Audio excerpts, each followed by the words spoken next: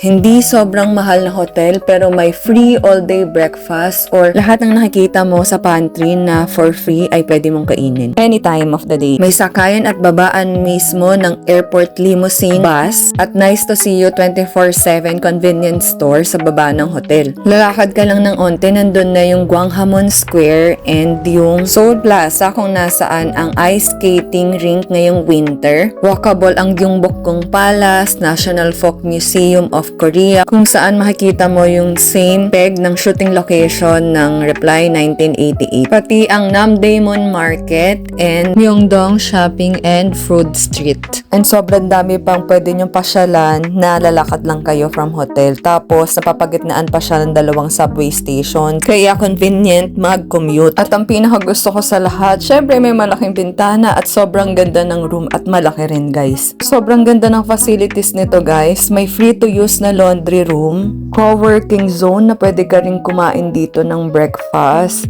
and may massage chair din. Ito yung lounge and breakfast area nila na pwede nyo rin pag-iwanan ng inyong mga luggage before check-in or after check-out. Pwede rin magluto dito guys. Hello everyone, this is Jazz and Jack and we've been traveling for almost 12 years now at ito nga, share namin sa inyo ang aming top 1 hotel out of 5 na napagstayan namin dito sa South Korea. At ito nga ang Lokaloka Gwanghwamun. Nasa 19th and 20th floor siya ng Hotel Koreana. So, pwede nyo rin siya i-search sa Naver Map or sa Google Map. As I've said earlier, dalawang subway station yung malapit sa kanya. Kaya, depende kung saan kayo pupunta na route, madaling mag-commute guys. Merong Duksugong Palace na malapit. So, Plaza kung saan tayo nag-ice skating. May rink dito na nag-ooperate during winter, December 19 to February 8. 1,000 won each lang yung admission fee dito. Halos katapatan lang din ng hotel yung Chonghaeyon Stream, kung saan maraming K-drama rin yung sinushoot dito. Walkable lang din yung Gyeongbokgung Palace and yung Cheongwade Blue House and Museum. Pati itong National Folk Museum of Korea, kung saan meron silang exhibit nung lumang Korea like yung mga scenes sa Jewel in the Palace. Tapos itong katulad ng peg sa Reply 1988. Sobrang napaka-nostalgic. So, tuwa talaga kami dito. And itong Namdaemun Market kung saan mura din mag-shopping and mukbang ng mga street food ng Korea. Kaya kung nagharap kayo na mas mura guys kaysa sa Myeongdong, dito na kayo pumunta. Tapos kung gusto nyo rin pumunta ng Myeongdong shopping area and mag street food, tapos mag Olive Young, pero kahit saan naman may Olive Young guys. Yan, malapit lang din, walkable lang din to guys, and Daiso. Tapos yung Seoul Station din, nilakad lang din namin guys nung nag-Lotte Mart kami. Kagandahan yan kung magpupunta kayo sa mga probinsya, dyan yung sakayan na KTX.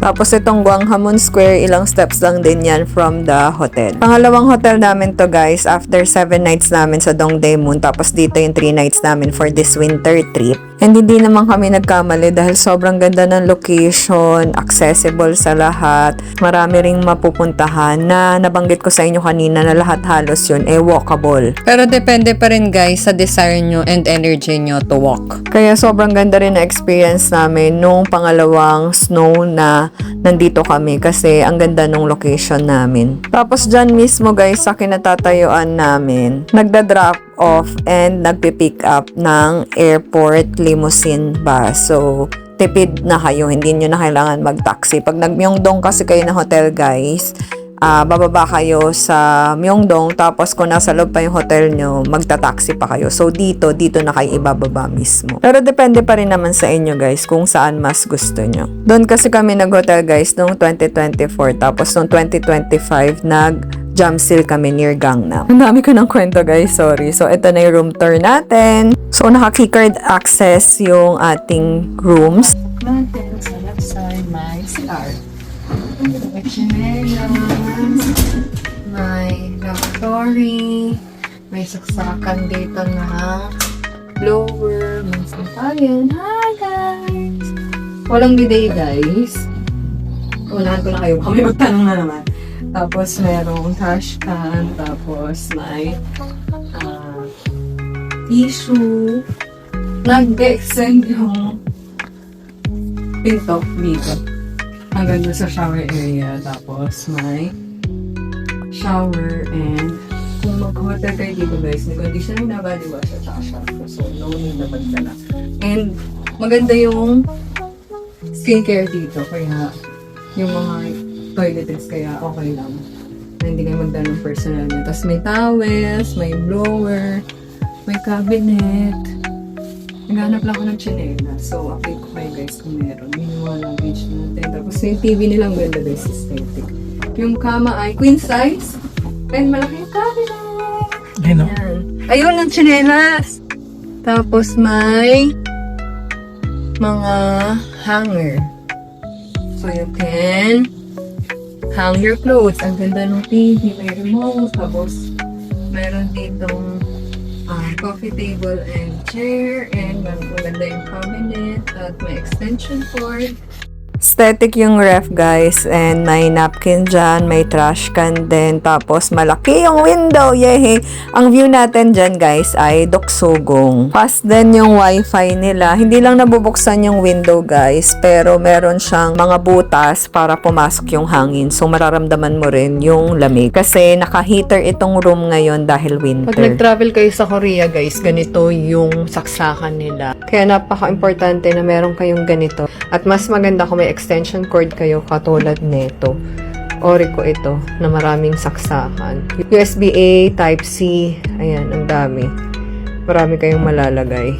And Philippine plug. Gaganyan pa siya guys, kaya hindi masikip sa luggage kasi ganito lang mismo yung i-store nyo sa luggage nyo.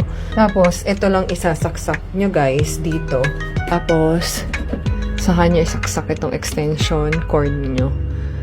Kayong masasaksak, 'di ba?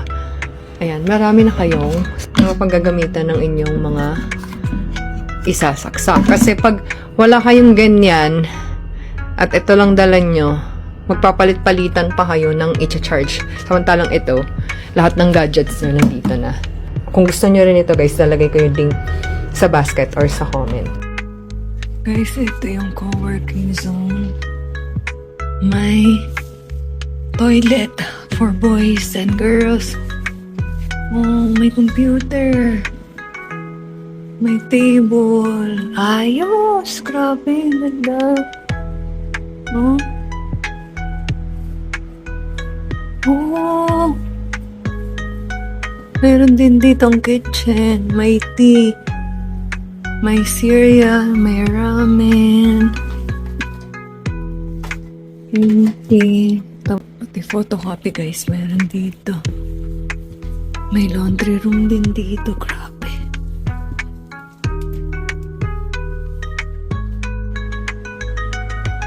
Pwede ka dito mag-work. Oh. May ref din. Oh. Nakakatawa naman to. So, dito lagi magstay.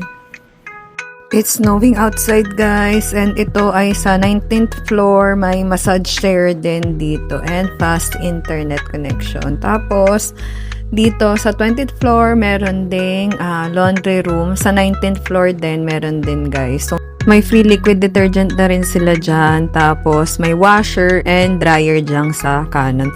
Ang ganda ng mga washer dito, guys. Sobrang high-tech. Tapos, ang bilis lang talaga niya makalaba. Unlike dito sa atin, diba, 30 minutes. Tapos, ang tagal pa ng labas ng tubig. Dito, ang ganda, grabe. Tapos, may ganito rin sila, pantanggal ng amoy or pampatuyo. Nandito to sa may lobby. Check-in time is 3 p.m. Check-out time is 11 a.m. Nakwento ko nga sa inyo kanina, free lahat ng pagkain dito all day. So, may cereals dyan, may egg, may bread, may jams, may tea, may espresso machine for coffee, may ref din dyan. Pwede magluto ng food. Ayan, nagluluto si hubby ng noodles namin. Tapos, halos lahat ng gamit, guys, high-tech. So, be prepared. Pero madali lang naman gamitin. Ito yung breakfast area nila. Tapos, sa kanan na side is yung lobby. Pwede kayong magstay dyan and pwede kayong mag-iwan ng luggage before check-in and after check-out. Excellent yung naging experience namin dito. We booked it for only 12,500 for 3 nights and 1.5 month before our travel date. Kaya if you're traveling to Korea soon, save nyo na to for your reference. Kung gusto nyo rin guys, dito sa hotel na to, ilalagay ko na lang yung link kung saan kami nag-book. Thank you for watching guys. Follow me for more videos like this. God bless!